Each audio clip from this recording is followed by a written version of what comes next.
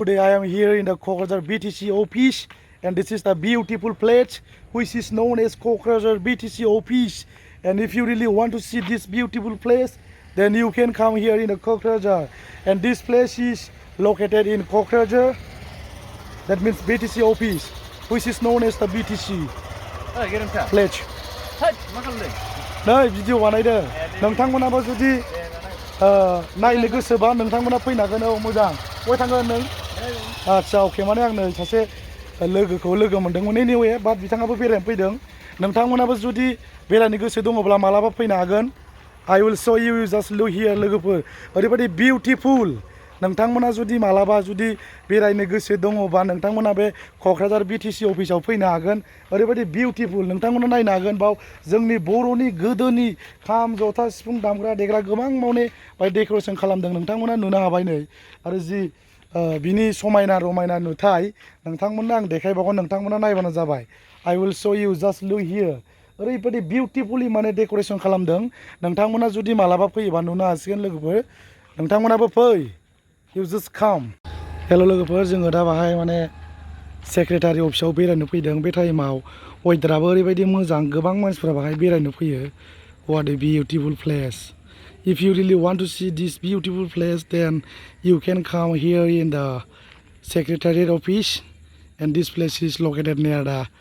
Kokrajhar main road. At this time the weather is very quiet and pleasant and lovely guys. And so many people are coming to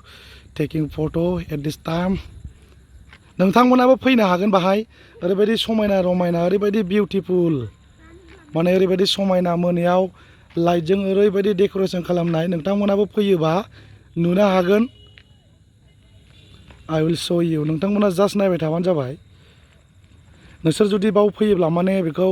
Dimapur बायदिसो मोनगोन आरोना माने आंबो सानदोंमोन डिमापुर बायदि ओरैबायदि बिउटिफुल ओरैबायदि माने नाइसलि डेक'रेसन खालामदों नोंथांमोनाबो मालाबा बेरायनो फैयोबा नुनो हासिगोन ओरैबायदि मोजां